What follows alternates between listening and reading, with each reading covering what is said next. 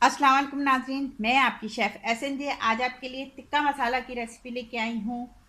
मसाला तैयार कर लेंगे। मैं इसके बाद आपके लिए टिक्कों की रेसिपी भी अपलोड करूँगी। मसाला मैंने तैयार कर लिया है, आप बना के रख लें, बकरीद पे आपके बहुत काम आएगा। टिक्का मसाला के इंग्रेडिएंट्स की तरफ चलते हैं। जी नाज़रीन, टिक्का मसाला के इंग्रेडिएंट्स मैं आपको बता दूँ। हमने ये दालचीनी स्टिक्स ली हैं। अगर आपका चपटी वाली हो तो ये तकरीबन समझें ये एक स्टिक जो है ये 2 इंच की है, और ये 2 इंच की स्टिक को आप अगर चौड़ी है तो एक स्टिक काफ़ी होगी।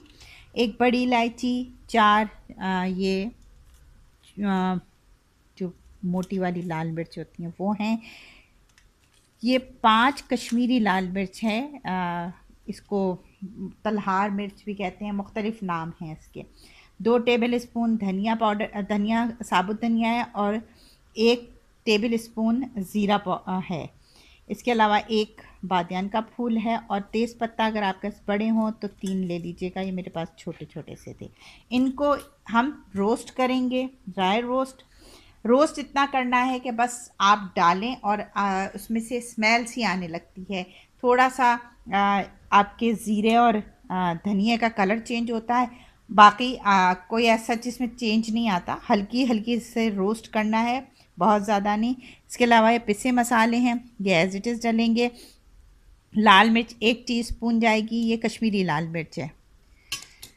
इसके अलावा हल्दी है 1/2 टीस्पून।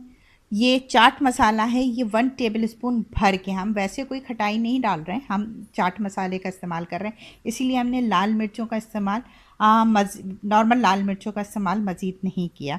तो 1 टेबल स्पून भर कर जो है ये चाट मसाला है। इसके अलावा टाटरी है, टाटरी ये 1/4 टीस्पून है।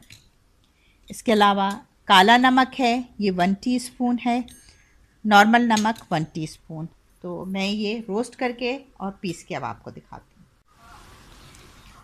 जी नाज़रीन देखें, मैं पीस के ले आई हूँ। मैंने भूना और फिर पीस दिया है। ये देखें, मैंने इसीलिए जार से नहीं निकाला कि आपको दिखा सकूँ।